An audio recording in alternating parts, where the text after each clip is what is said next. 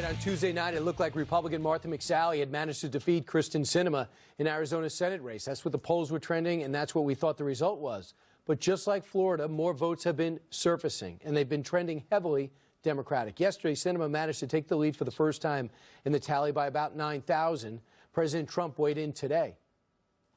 Now in Arizona, all of a sudden, out of the wilderness, they find a lot of votes, and the other candidate is just winning by a hair. All right, now we're joined by Trace Gallagher. Trace, I understand Sinema's expanded her lead up to over 21,000 now today. Is that correct? It is, and it's all about the mail-in ballots and where they fall, Brian. The way it works is, in Arizona, if the signature on the mail-in ballot does not appear to match the signature on the sealed envelope, then election workers in all 15 counties call the voter to try and fix or cure the issue. In fact, they call it curing. But Maricopa and Pima counties, urban areas where Democrat Kyrsten Sinema performed better, were allowing ballots to be cured after the election. So Republicans sued to stop the process, saying calling voters after election day is a violation of state law. They argued that if some counties were allowed to cure ballots for several days after the election, then all counties had to be allowed to do the same thing. And today a judge agreed, giving the entire state until November 14th to end the so-called curing of ballots. Experts applauded the added oversight, but they say it really should only affect a small number of votes. President Trump, you said earlier, weighed in. He also said, and I'm quoting here, just out in Arizona, signatures don't match. Electoral corruption. Call for a new election. We must protect our democracy, though it is very highly unlikely that a new election will happen in Arizona. Brian. Well, we might have to wait till next Wednesday, right, Trace? Exactly. Next Wednesday, the 14th, you should find out by 7 o'clock Eastern time exactly what the final count should be. Meanwhile, Trace, I know you're occupied with the fire raging through Southern California. Thanks for concentrating on Arizona for us. I appreciate it. Yep.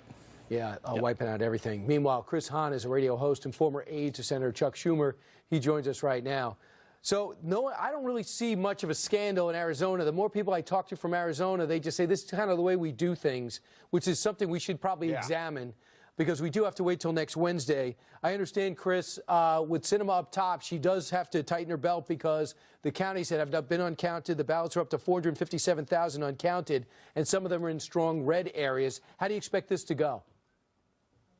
I expect Sinema to win. I think this margin will hold. Probably she might even increase it a little bit. Most of the outstanding ballots are either in her congressional district or in Maricopa County, which is the home of the biggest city in Arizona. She's going to win this election. I think most Republican strategists I've talked to last couple of days feel the same, and they're just counting the ballots out there. I know the president's trying to put a spin on it, but no, they're counting. That's what they do after an election. They have mail-ins there. And the worst thing an election commissioner wants is a close election, because you wind up going a couple of days after and people get frustrated. We're in an instant gratification culture.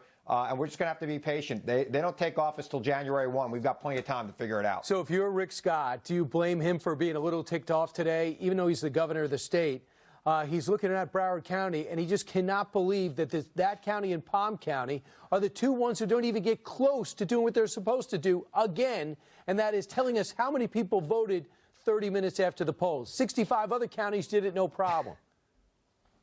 You know, if I'm Rick Scott, I'm thanking Broward County, because they messed up the design of their ballot, and 25,000 people didn't vote for United States Senator. Those same 25,000 people voted for Agricultural Commissioner. I'm pretty sure that they weren't excited about Agricultural Commissioner. So he should be thanking them, not using the power of his office to try to intimidate election workers who have till tomorrow to give him the results. And if he's got a problem with the way things are going there, that's what the courts are for. He went into court today to seek some relief. He got access to those ballots. And I think we should let it play out. Let's see where the votes go. They're going to count all the votes. And really, the margin of victory here might be those 25,000 ballots. So he should be happy for that incompetence. And I don't like that incompetence at all. But I don't think there's a lot of dubious activity when it goes to counting the votes there right now. But there is dubious activity when the governor of the state of Florida utilizes his office to intimidate those workers. And then conservatives send a mob to protest outside of them as they're trying to do their job. Right. And by the way, Chris, I don't know if you have a monitor there, but we're actually splitting with a live shot of Fort Lauderdale as they ask each other, how do we get into this mess again? When you look at this, if you're Rick Scott, I don't know what he could do from county to county, but in Broward County, which as you know is mostly blue, they have been riddled with problems. In 2000, we know about what they did with broken machines, uncounted ballots, and no-show workers, undeliverable ballots, absentee ballots. In 2016, Chris, they closed and posted the election results 30 minutes before the election actually ended, while the polls were still open in the county. They have been a mess. So right now, they're holding everything up. So if you look at what they're doing, they're the ones who missed their deadline. Yeah, look, the deadline's tomorrow at noon.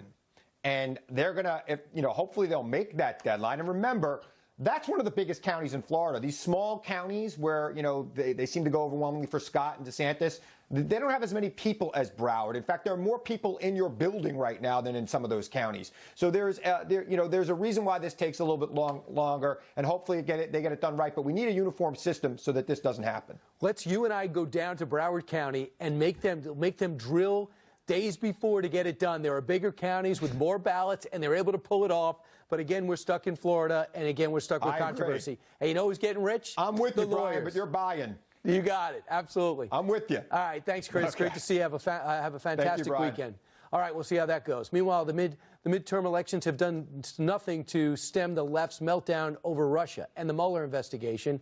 That story is next.